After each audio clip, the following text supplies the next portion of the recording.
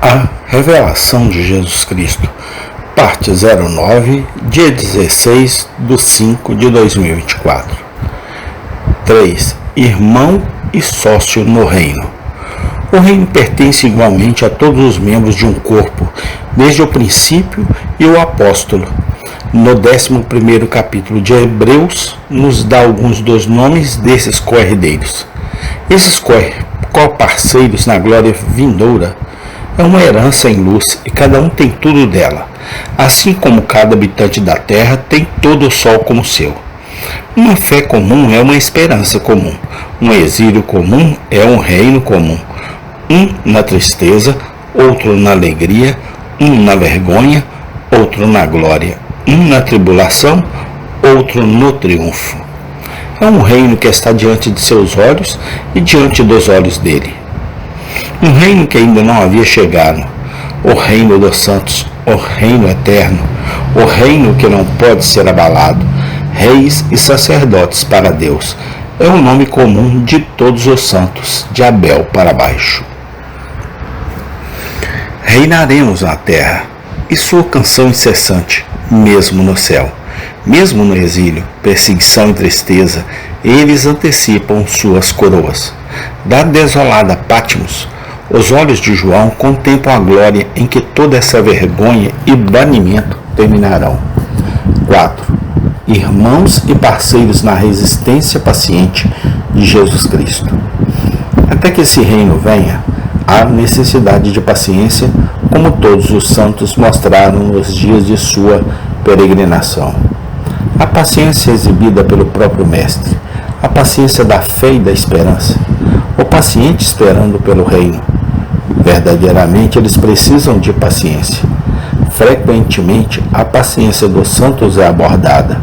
Aquele que persevera até o fim, diz o próprio Senhor, e novamente, em sua paciência possuem suas almas. Veja também as seguintes passagens. A tribulação produz paciência, Romanos 5:3. Com paciência o esperamos, Romanos 8:25. O Deus da paciência, Romanos 15:5. Paciente na tribulação, Romanos 12:12. Se sofrermos, literalmente, se formos pacientes, também reinaremos com ele. 2 Timóteo 2:12. Corramos com paciência, Hebreus 12:18. As igrejas da Ásia e todas as igrejas de Deus são chamadas para essa paciente espera pelo reino, e ainda assim, aguardando e se apressando para a vinda do Senhor. Seja paciente sob injustiça, sofrimento, cansaço e esperança adiada. Não se preocupe, quem crê não se apressa. O Senhor está próximo, o reino está por vir. A tribulação logo cessará, a alegria logo começará, e uma vez começado, nunca terminará.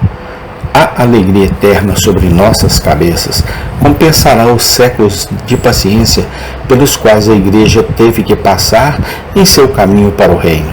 É cansaço, é esperança adiada. Não se preocupe, quem crê não se apressa, o Senhor está próximo, o reino está por vir, a tribulação logo cessará, a alegria logo começará, e uma vez começado, nunca terminará. A alegria eterna sobre nossas cabeças compensará os séculos de paciência pelas quais a igreja teve que passar em seu caminho pelo reino. Tudo isso João sabia de experiência atual. Ele estava na ilha chamada Patmos, um homem banido e solitário, perseguidos, mas não abandonados, derrubado, mas não destruído. Foi por causa do Mestre que ele estava no exílio, fiel à palavra de Deus e ao testemunho de Jesus Cristo. Ele foi levado a saber que grandes coisas deveriam sofrer por seu amado Senhor. Ele era agora o último dos apóstolos. Como seu irmão havia sido o primeiro a partir, ele não podia deixar de sentir sua solidão em sua extrema velhice. Mas ele não está sozinho, pois o Pai está com ele, e o Mestre também. Eu estava, fui feito para ser ou tornei-me no Espírito no dia do Senhor. Num dia do Senhor, ele estava no Espírito, não exatamente no início, como Paulo é arrebatado ao terceiro céu, embora depois ele tenha sido convocado, capítulo 4, 1, mas ainda assim, cheio do Espírito, tão no Espírito, que as coisas invisíveis de Deus lhe foram reveladas. Nas visões de Deus, ele viu o que estava por vir na terra. O segredo do Senhor estava com ele. O reino e a glória pelos quais ele estava sendo banido surgiram diante de sua visão. Assim, Deus sustenta os seus. Ele vem a eles no exílio e os cerca com canções de libertação. Ele abre o céu e desce para acompanhá-los na sua solidão, fazendo-os esquecer a sua dor e o seu exílio. Vivamos perto dele, andando com ele em fé simples, provando o seu amor e desfrutando de sua simpatia. Ele está com os seus aqui, e o seu próprio povo em breve estará com ele onde ele estiver. Eis que estou com você, e sua promessa para nós agora. Assim, eles sempre estarão com o Senhor e a consumação dessa promessa no dia vindouro. Portanto, consolem-se uns aos outros com essas palavras, pois o tempo é curto, o Senhor está próximo. A glória logo estará amanhecendo, os tronos da terra logo serão esvaziados de todos os seus reis infiéis. E o verdadeiro monarca do mundo tomará para si seu grande poder e reinado. Ele ouve o que os ouvidos mortais não podem captar, uma grande voz, como de uma trombeta. Essa voz é do seu Senhor. Ele repete as palavras já ditas sobre si mesmos. Eu sou o Alfa e o Ômega, o primeiro e o último, para que João pudesse ser lembrado da glória do orador.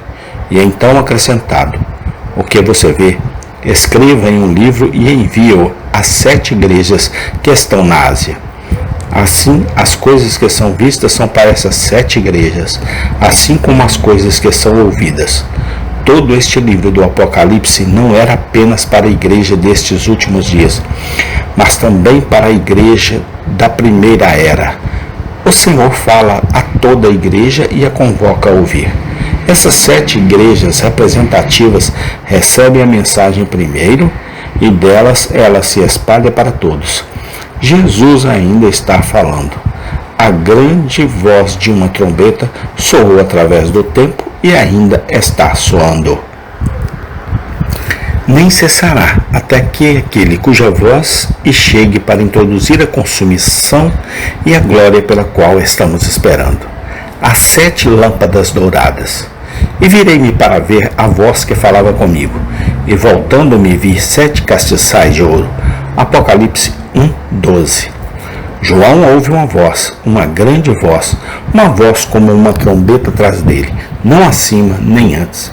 Morando-se a tradição estiver correta, na extremidade sul da ilha, em um penhasco íngreme, e olhando para o Egeu, ele estaria de costas para o continente da Ásia. E, é claro, para as igrejas de lá. A voz que ele ouviu o fez se virar e olhar para o nordeste, onde fica o aglomerado das 7 igrejas, as igrejas com as quais ele estava especialmente conectado. A primeira coisa que encontra a seus olhos são 7 castiçais de ouro, ou castiçais, como se estivessem em algum lugar na região onde ele poderia esperar ver as igrejas. Que visão! Aquela ilha solitária e estéril.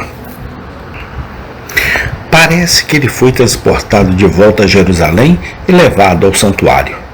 Procuremos colher algo dessa visão que o Espírito Santo quis dizer com isso. O que isso nos ensina? Somos informados de que os 7 castiçais são as 7 igrejas. Capítulo 1:20. Isso é claro. 7 igrejas que ele conheciam bem acabaram de ser nomeadas para ele. E ele é informado de que esses castiçais de ouro são destinados a representar ou simbolizar essas igrejas. Amém. Tem continuação. Obrigado, Senhor, por tudo que o Senhor nos fala neste livro do Apocalipse. Dá-nos entendimento, sabedoria e conhecimento da Tua palavra através do Teu Santo Espírito. É o que eu lhe rogo, lhe peço e lhe clamo, no nome do Senhor Jesus Cristo. Amém.